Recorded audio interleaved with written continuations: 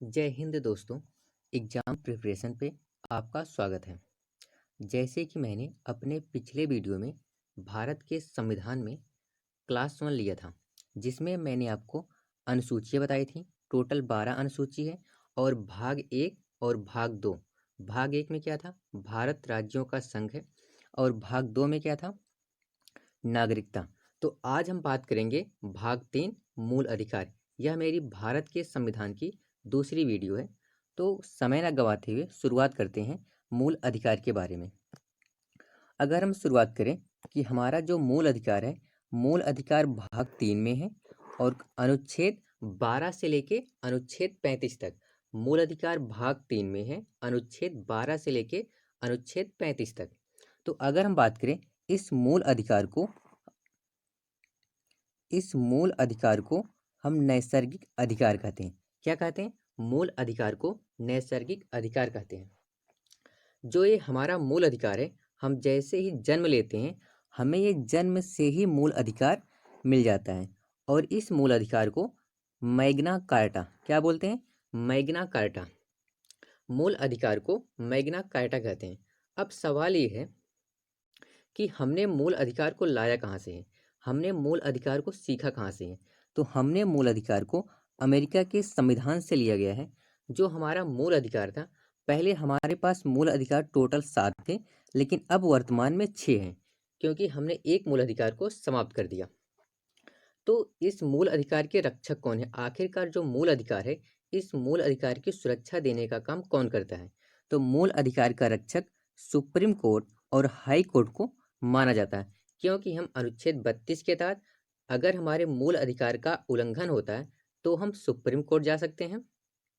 अनुच्छेद 226 के तहत अगर हमारे मूल अधिकार का उल्लंघन होता है तो हम हाई कोर्ट जा सकते हैं।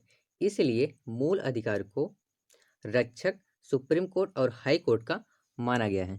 तो अगर हम आगे बात करें तो शुरुआत करते हैं अनुच्छेद 12। आखिरकार अनुच्छेद 12 क्या कहता है?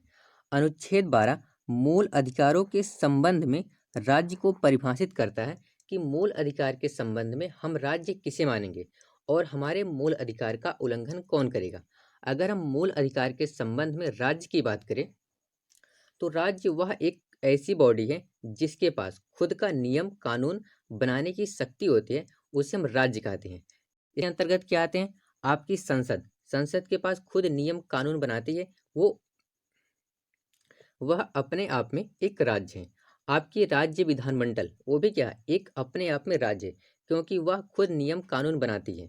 और साथ ही साथ राज्य सरकार, वह क्या है? अपने आप में एक राज्य है, क्योंकि वह खुद अपना नियम कानून बनाती है। और साथ ही साथ स्थानीय सरकार, जो स्थानीय सरकार है उसके पास भी खुद का नियम कानून बनाने का अधिकार है, तो वह भी अपने आप में एक राज्य है। या हम बात करें मूल अधिकार के संबंध में राज्य, वैसे तो राज्य कितने हैं? वैसे तो राज्य 28 राज्य हैं और 8 केंद्र शासित प्रदेश हैं, जबकि मूल अधिकार के संबंध में राज्य की परिभाषा अलग हो जाती है और कुछ प्राधिकारी भी सम्मिलित होते हैं। जैसे ऐसी कोई भी बॉडी जिसके पास खुद का नियम कानून बनाने का अधिकार हो, जैसे आपकी यूजीसी, जो यूजीसी है वो भी खुद अपने आप में एक क्या है? एक राज्य है। तो उम्मीद करता हूँ आपको समझ में आया होगा मूल अधिकारों के संबंध में राज्य की परिभाषा, राज्य किसे कहते हैं। तो अब हम बात करते हैं अनुच्छेद 13। आखिरकार अनुच्छेद 13 क्या कहता है? अनुच्छेद 13 वह अधिकार है जो मूल अधिकार को और ही प्रबल और ही शक्तिशाली बनाता है। अनुच्छेद 13 क्या बोलता है? अनुच्छेद 13 ये कहता है, अगर मान लेते संसद कोई भी ऐसा कानून बनाती है जो हमारे मूल अधिकारों का उल्लंघन करे, तो वह कानून उस मात्रा तक शून्य हो जाएगा जो मात्रा हमारे मूल अधिकार का उल्लंघन करती है। जैसे मान लेते हैं संसद ने कोई ऐसा कानून या कोई ऐसा बिल पास कर दिया जो हमारे मूल अधिकार का उल्लंघन कर रहा है, तो वह कानून उस मात्रा तक शून्य हो जाएगा जो हमारे मूल अधिकारों को उल्लंघन करता है। तो अनुच्छेद 13 की आगे बात करें हम।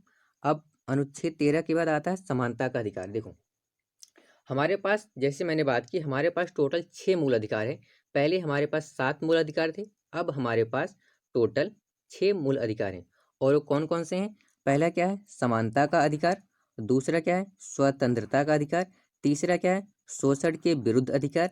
और चौथा क्या है, धार्मिक स्वतंत्रता का अधिकार, और पांचवा क्या है, संस्कृति एवं शिक्षा संबंधी अधिकार, और सातवां क्या है, संवैधानिक उपचारों का अधिकार। तो अगर हम बात करें जो समानता का अधिकार है, अनुच्छेद 14 से लेके अनुच्छेद 18 तक, इसमें लगभग आपके टोटल कितने अनुच्छेद आ जाएंगे, इसमें आपके अनुच्छेद टोटल 5 हैं। स्वतंत्रता का अधिकार अनुच्छेद 19 से लेके 22 तक, शोषण के विरुद्ध अनुच्छेद 23 से लेके 24 तक, धार्मिक स्वतंत्रता का अधिकार अनुच्छेद 25 से लेके 28 तक, संस्कृति एवं शिक्षा संबंधी अधिकार अनुच्छेद 29 से लेके 30 तक, संवैधानिक उपचारों का अधिकार यह अनुच्छेद आपके 32 में है। तो अगर अब हम बात करें क्या समानता का अधिकार, समानता का अधिकार कहाँ से कहाँ तक है, जो समानता का अधिकार है 14 से 18 तक। देखो इसमें क्या है, पहला अनुच्छेद 14, अनुच्छेद 14 क्या कहता है, अनुच्छेद 14 ये कहता है विधि के समक्ष समानता, अर्थात कानून के समक्ष सभी लोग क्या है, समान है। कानून किसी के भी साथ भेदभाव नहीं करेगा, कानून के समक्ष सभी लोग समान हैं। जबकि अनुच्छेद 15 क्या कहता है, किसी भी भारतीय, कोई भी भारतीय नागरिक के साथ हम जाति, धर्म, लिंग, नस्ल या जन्म स्थान के आधार पे भेदभाव नहीं किया जाएगा। आपकी अनुच्छेद 15 क्या कहता है, किसी भी भारतीय नागरिक के साथ उसके धर्म, लिंग, उसके जाति, धर्म, लिंग, नस्ल या जन्म स्थान के आधार पे भेदभाव नहीं किया जाएगा। अगर हम बात करें आपका अनुच्छेद 16, अनुच्छेद 16 क्या कहता है, अवसर की समता। यहाँ बात हुई अवसर की समानता की नहीं, अवसर की समता। जो राज्य सरकार है सरकारी नौकरी में किसी के साथ भेदभाव नहीं करेगी, लेकिन जो कमजोर वर्ग है, जो संवेदनशील वर्ग है, जो पिछड़ा वर्ग है, उसको कुछ सुरक्षा प्रदान कर सकता है। इसमें कहा गया है कि ओबीसी, एससी, एसटी, बच्चे और महिलाओं के लिए नौकरी में रिजर्वेशन दे सकता है। अनुच्छेद 16 क्या है, अवसर की समता। अनुच्छेद 17 में कहा गया अस्पृश्यता का अंत, जो छुआछूत है, छुआछूत का अंत किसमें किया गया, 17 में, अनुच्छेद 17 में अस्पृश्यता का अंत कहा गया है। इसके अनुसार किसी भी व्यक्ति के साथ छुआछूत का व्यवहार नहीं किया जाएगा। यदि कोई व्यक्ति ऐसा करता है तो वह कानून के अनुसार दंडनीय होगा। अगर हम बात करें अनुच्छेद 18, अनुच्छेद 18 में क्या कहा गया, अनुच्छेद 18 में उपाधियों का अंत, उपाधियों की अंत की बात की गई है, लेकिन सेना में, विद्या में उपाधियां प्राप्त की जा सकती हैं। जो राज्य सरकार है या केंद्र सरकार है, सेना या विद्या संबंधी सम्मान के लिए सिवाय अन्य कोई भी उपाधि प्रदान नहीं की जाएगी। अर्थात इसमें क्या कहा गया कि कोई भी उपाधि, अगर आप सेना में हो या विद्या संबंधी, आपको सरकार उपाधि देगी, लेकिन अन्य कोई उपाधि नहीं दे सकती है। नहीं तो पहले क्या था, जैसे कि आप किसी को भी महाराज की उपाधि दे देते थे, विक्रमादित्य की उपाधि मिल जाता था, कोई अपने आप से कोई उपाधि रख लेता था। लेकिन अब ऐसा नहीं है। अगर आप सेना में हो या एजुकेशन में किसी ऐसे फील्ड में हो जिसमें आपको पारंगत हासिल है, तो सरकार आपको उस सेक्टर में उपाधियां दे सकती हैं। तो ये था समानता का अधिकार अनुच्छेद 14 से 18 तक। एक बार रिवाइज करते हैं। 14 में क्या है, विधि के समक्ष समानता। 15 में किसी भी भारतीय नागरिक के साथ जाति, धर्म, लिंग, नस्ल या जन्म स्थान के आधार पर भेदभाव नहीं किया जाएगा। 16 में क्या है, अवसर की समता। 17 में क्या है, अस्पृश्यता का अंत। 18 में क्या है, उपाधियों का अंत। तो अगर हम आगे अब बात करें, हमारा क्या स्वतंत्रता का अधिकार, ये कहाँ से कहाँ तक है, ये हमारा 19 से 22 तक है। पहला अनुच्छेद 19 क्या कहता है, आपकी इस अनुच्छेद 19 में विभिन्न प्रकार की स्वतंत्रता की बात की गई है। इसमें आपको कई प्रकार की फ्रीडम मिलती है। आपकी जो प्रेस फ्रीडम है, जो मीडिया को स्वतंत्रता मिली है, आपको क्या, जो प्रेस है, आपकी जो मीडिया है, आपकी जो प्रेस है, जो मीडिया, उसको जो स्वतंत्रता मिली है, इसी अनुच्छेद 19 के तहत दी गई है। इसमें आपकी कई प्रकार की फ्रीडम दी गई है। जैसे आप बिना हथियार के कहीं भी सभा कर सकते हो, आपको पूरी फ्रीडम है। आपको संगठन बनाने की स्वतंत्र फ्रीडम मिली है। आप बिना रोक टोक के चारों ओर घूम सकते हो। भारत में किसी भी क्षेत्र में आपको बसने की पूरी फ्रीडम है। संपत्ति का अधिकार, जो अब यह मूल अधिकार नहीं रहा बल्कि कानूनी अधिकार हो गया, आपको संपत्ति रखने का भी अधिकार है। अनुच्छेद 19 में आपको विभिन्न प्रकार की फ्रीडम दी गई है, जबकि अनुच्छेद 20 की अगर हम बात करें, अनुच्छेद 20 क्या कहता है? अनुच्छेद 20 में आपको 3 प्रकार की स्वतंत्रता दी गई है। जैसे अगर आप कोई गुनाह करते हो, आपको एक अपराध की एक सजा मिलेगी। अगर आप एक गुनाह करते हो तो आपको एक अपराध की एक सजा दी जाएगी, ना कि आप एक गलती की हो उसको आपको 2-3 सजा दी जाएगी। और दूसरा, किसी भी व्यक्ति को, अगर कोई भी व्यक्ति है, उसको स्वयं के विरुद्ध न्यायालय में गवाही देने के लिए बाध्य नहीं किया जाएगा। अगर पुलिस किसी व्यक्ति को गिरफ्तार करती है तो उसको स्वयं के विरुद्ध न्यायालय में गवाही देने के लिए गिरफ्तार नहीं किया जाएगा। अगर हम तीसरी बात करें, इसमें तीसरी क्या है? अपराध करने के समय जो कानून था, आप जब कोई अपराध कर रहे हो उस समय हमारे संविधान में, जो हमारे इंडियन पिनल कोड है, उस इंडियन पिनल कोड में जो भी सजा है, जो सजा है, जो कानून है, उस अपराध को देने के लिए आपको उसी कानून के तहत मिलेगी, ना कि पहले और ना कि बाद में बनने वाले कानून के तहत। एक बार फिर से समझते हैं। जैसे मान लेते हैं, आपने जब कोई गुनाह किया उस समय जो हमारे भारतीय संविधान में कानून है, उस सजा का जो भी दंड है आपको वही दंड मिलेगा, ना कि अब भारत सरकार, आपने कोई गुनाह किया उसके बाद अगर कोई कानून बना दे तो उस हिसाब से आपको सजा नहीं दी जाएगी। तो अगर हम आगे बात करें, हमारा क्या है? अनुच्छेद 21। अनुच्छेद 21 क्या बोलता है? प्राण एवं दैहिक स्वतंत्रता।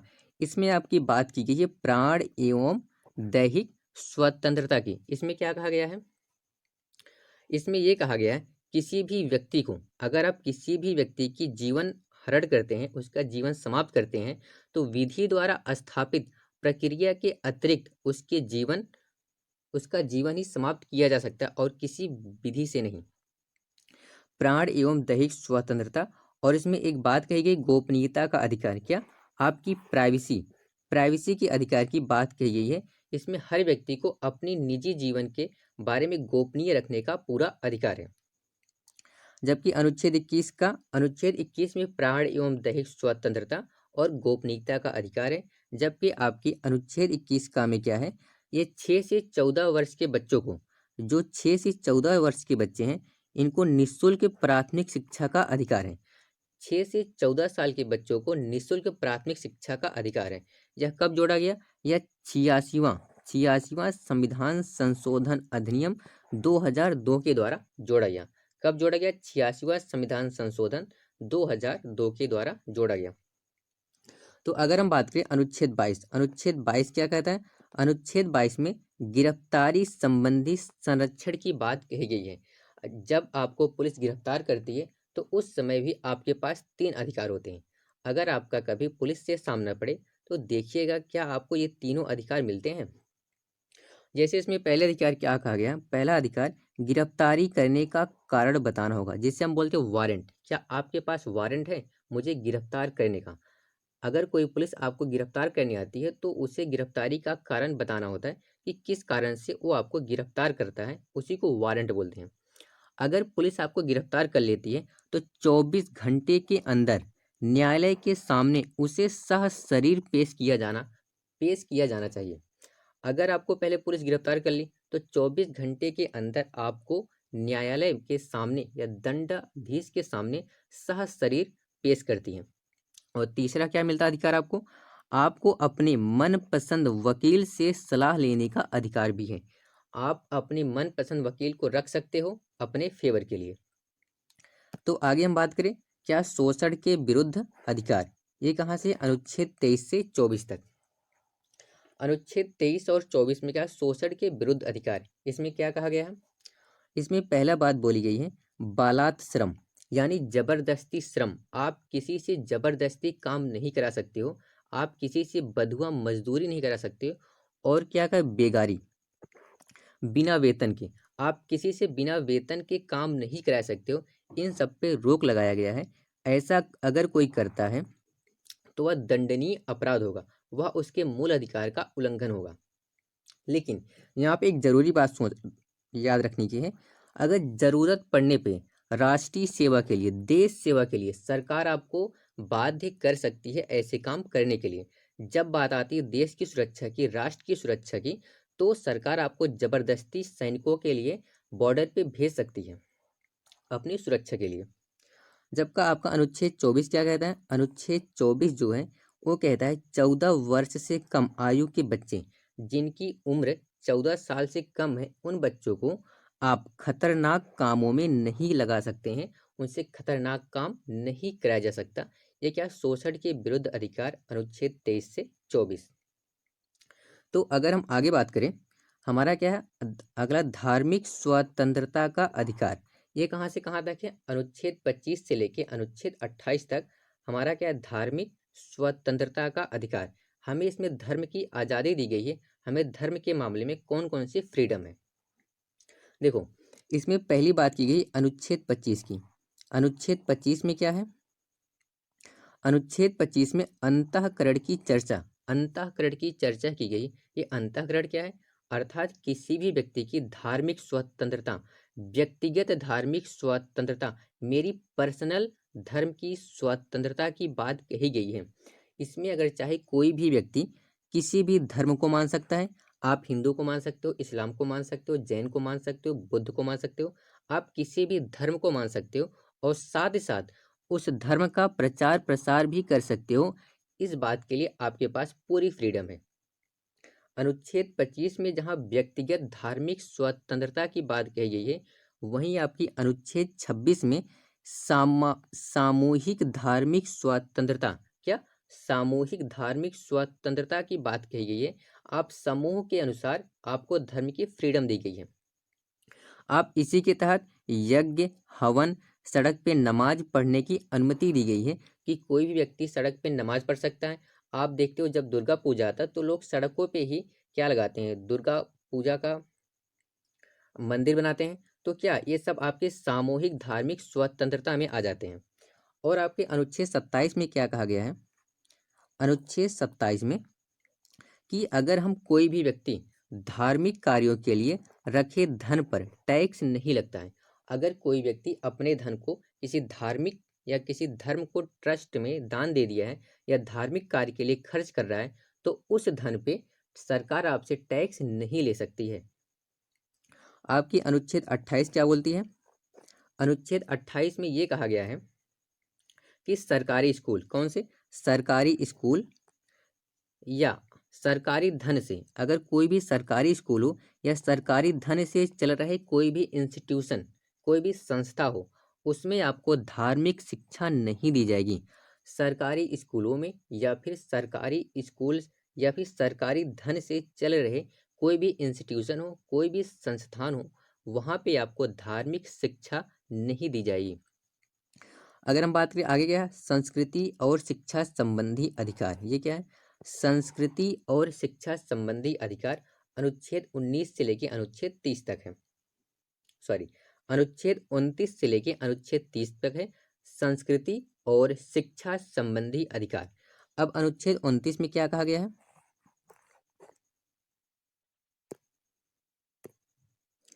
अनुच्छेद 29 में क्या बोला गया है कि अल्पसंख्यक, जो भी अल्पसंख्यक है भारत में, अल्पसंख्यक के हितों का संरक्षण, अल्पसंख्यक के हितों की संरक्षण की बात कही गई है। इसमें क्या कहा गया है? अगर किसी भी अल्पसंख्यक, कोई भी अल्पसंख्यक हो, किसी भी अल्पसंख्यक को इसकी भाषा या संस्कृति के आधार पे किसी भी संस्था में प्रवेश करने से नहीं रोका जा सकता है। अगर कोई भी अल्पसंख्यक हो, वो अपनी भाषा बोलना चाहता हो, वो अपनी संस्कृति को फॉलो करना चाहते हो, तो उस आधार पे आप उस व्यक्ति को किसी भी सरकारी स्कूल या किसी भी इंस्टीट्यूशन या किसी भी संस्था में प्रवेश करने से नहीं रोक सकते हो। ये अल्पसंख्यकों की बात कही गई है। और अनुच्छेद 30 में क्या कहा गया है? अनुच्छेद 30 में बताया गया है कि अल्पसंख्यकों का शिक्षा संरक्षण, अल्पसंख्यकों के शिक्षा संरक्षण संबंधी कुछ बातें कही गई हैं। इसमें क्या कहा गया? यदि जो अल्पसंख्यक है बहुसंख्यकों के बीच, अगर कोई भी अल्पसंख्यक है जो बहुसंख्यकों के बीच शिक्षा लेने में संकोच कर रहा है, उसे शिक्षा लेने में घबराहट हो रही है, तो अल्पसंख्यक अपनी पसंद के संस्था या स्कूल खोल सकते हैं और उसके लिए सरकार उसे भी धन देगी। क्या अनुच्छेद 30 में क्या कहा गया? यदि अल्पसंख्यक जो है बहुसंख्यकों के बीच शिक्षा लेने में या वहाँ बैठने में संकोच कर रहे हैं कि वो बहुसंख्यक हैं, हम अल्पसंख्यक हैं, हमारी संख्या कम है, हमें वहाँ पे कुछ दिक्कत होगी, तो अल्पसंख्यक अपनी पसंद के संस्था या स्कूल खोल सकते हैं और सरकार उन्हें भी इस बात के लिए, इस संस्था को बनाने के लिए धन देगी। ये क्या है? संस्कृति और शिक्षा संबंधी अधिकार। हमने अनुच्छेद 29 देखा, अनुच्छेद 30 देखा। अब बात करते हैं अनुच्छेद 31। अनुच्छेद 31 क्या कहते हैं? अनुच्छेद 31 पहले एक मूल अधिकार था जो संपत्ति का अधिकार था। मूल अधिकार से कानूनी अधिकार बना दिया गया। ये क्या है अनुच्छेद 31? या एक इसमें पैतृक संपत्ति की चर्चा की गई है। ये पैतृक संपत्ति क्या होती है? जो दादा से पिताजी को मिला, पिताजी से बेटों को मिला, ये क्या पैतृक संपत्ति जो पीढ़ी दर पीढ़ी चली आती है। पहले यह हमारा एक मूल अधिकार था, लेकिन अब ये क्या है? अब यह एक कानूनी अधिकार है। जो पहले क्या था? जो पहले एक हमारा मूल अधिकार था, लेकिन 44वां संविधान संशोधन 1978, 44वां संविधान संशोधन 1978 के माध्यम से इसे कानूनी अधिकार बना दिया गया है और इसे अब अनुच्छेद 300 का में जोड़ दिया गया है। सवाल यह है कि आखिरकार मूल अधिकार और कानूनी अधिकार में क्या अलग होता है, क्या डिफरेंस होते हैं, दोनों में क्या अंतर होते हैं मूल अधिकार और आपके कानूनी अधिकार में। अगर हम बात करें जो हमारे मूल अधिकार है, मूल अधिकार को हमसे सरकार या जनता कोई भी किसी भी हालत में नहीं छीन सकती। जो हमारे पास मूल अधिकार है, उस मूल अधिकार को हमसे जनता या सरकार कोई नहीं छीन सकता है। जबकि जो कानूनी अधिकार होता है, इस कानूनी अधिकार को हमसे जनता नहीं छीन सकती है, किंतु सरकार अगर चाहे तो सरकार छीन सकती है। तो ये फर्क होता है, ये अंतर होता है मूल अधिकार और कानूनी अधिकार में। क्योंकि मूल अधिकार को हमसे सरकार भी नहीं छीन सकती, जनता तो वैसे नहीं छीन पाएगी, लेकिन अगर कानूनी अधिकार है, वो सरकार हमसे कानूनी अधिकार को छीन सकती है, लेकिन सरकार हमारे मूल अधिकार को हमसे नहीं छीन सकती। ये क्या थी? अनुच्छेद 31। जो पहले क्या था? एक मूल अधिकार था संपत्ति के अधिकार को, अब उसे हटा दिया गया, अब उसे समाप्त कर दिया गया। अब वह एक कानूनी अधिकार है जो अनुच्छेद 300 का में शामिल है। अगर हम बात करें अनुच्छेद 32, अब छठा हमारा क्या मूल अधिकार? छठा हमारा मूल अधिकार है संवैधानिक उपचारों का अधिकार। ये किसमें? अनुच्छेद 32 में कहा गया है संवैधानिक उपचारों का अधिकार। हमारे पास टोटल 6 अधिकार थे, हमने देखा था कौन कौन से। पहला क्या है? समानता का अधिकार, दूसरा स्वतंत्रता का अधिकार, तीसरा शोषण के विरुद्ध अधिकार, जबकि आपका जो चौथा अधिकार है, चौथा क्या है? संस्कृति एवं शिक्षा संबंधी अधिकार, पांचवा क्या है? धार्मिक स्वतंत्रता का अधिकार, और आपका छठा क्या है? संवैधानिक उपचारों का अधिकार, जो कि आपके अनुच्छेद 32 में शामिल है। देखो, अंबेडकर ने अनुच्छेद 32 को संविधान की आत्मा कहा है, कि जो अंबेडकर ने अनुच्छेद 32 को संविधान की आत्मा कहा है। जबकि अगर वैसे पूछें संविधान की आत्मा किसे कहते हैं या संविधान की आत्मा किस भाग को कहते हैं, तो संविधान की आत्मा प्रस्तावना को कहते हैं। अगर सवाल ये पूछे कि अंबेडकर ने किस अनुच्छेद को संविधान की आत्मा कहा, तो अनुच्छेद 32 को। अगर सवाल ये पूछे संविधान की आत्मा किसे कहते हैं या संविधान की आत्मा किस भाग को कहते हैं, तो संविधान की आत्मा प्रस्तावना को कहते हैं। इसे मूल अधिकार, देखो, इस अनुच्छेद 32 को या संवैधानिक उपचारों के अधिकार को, इसे मूल अधिकार को मूल अधिकार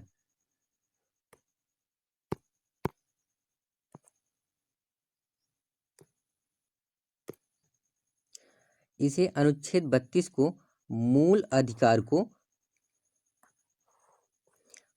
अधिकार बनाने वाला अधिकार कहा जाता है।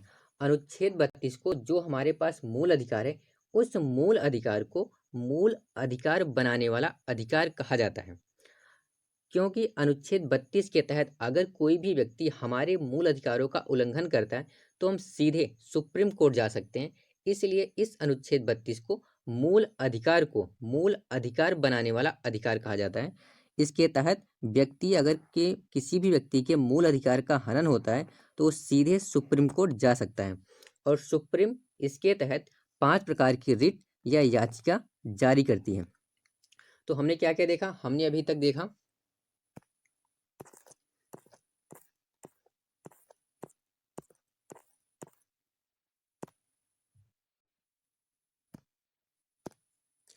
तो हमने क्या देखा? मूल अधिकार। मूल अधिकार क्या है? मूल अधिकार को कहाँ से लिया गया? मूल अधिकार को अमेरिका के संविधान से लिया गया। मूल अधिकार को मैग्ना कार्टा कहते हैं। मूल अधिकार जन्म से मिल जाता है। मूल अधिकार में कई सारे अधिकार हैं। मूल अधिकार में अनुच्छेद 12 से लेकर अनुच्छेद 35 तक है। मूल अधिकार हमारे पास टोटल 6 प्रकार के मूल अधिकार हैं। और कौन कौन से 6 मूल अधिकार हैं? हमारा पहला है समानता का अधिकार, दूसरा स्वतंत्रता का अधिकार, तीसरा शोषण के विरुद्ध अधिकार, और चौथा धार्मिक स्वतंत्रता का अधिकार, और पांचवा संस्कृति एवं शिक्षा संबंधी अधिकार, और छठवां संवैधानिक उपचारों का अधिकार।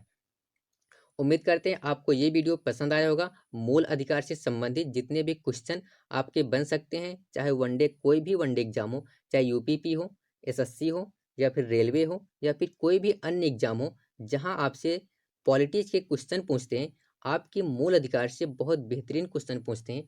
अगर आप इसे ध्यान से पढ़ोगे, आप एक अच्छा खासा नंबर स्कोर कर सकते हो। और भारत में हर किसी को अपने मूल अधिकार के बारे में जानकारी होनी चाहिए। तो हम अपने वीडियो को यहीं पे समाप्त करते हैं।